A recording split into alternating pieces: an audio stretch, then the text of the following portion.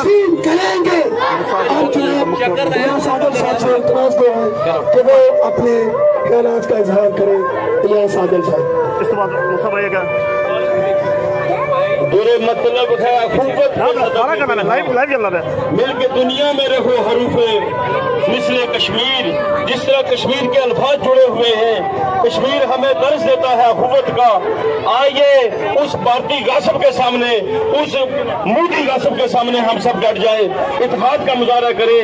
कश्मीर की एक तारीख है, अहले कश्मीर उस तारीख का सही निभा रहे हैं, जुल्म का मुकाबला कर रहे हैं।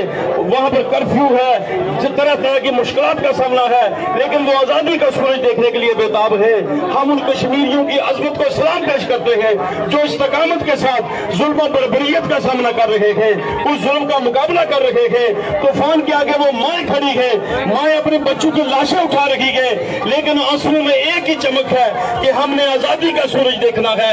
आइए अहले पाकिस्तान, हमें कश्मीर की इखलाकी मदद करनी चाहिए, सफारती मदद करनी चाहिए, उनके लिए हक की आवाज उठानी चाहिए। मैं आप सबको मुबारकबाद पेश करता हूँ।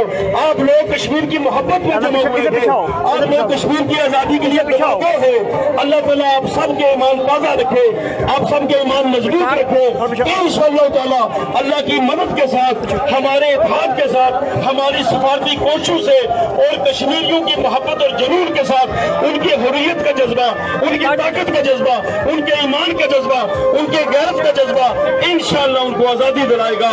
अल्लाह ताला कश्मीर को आजादी अता फरमाए। हम छीन के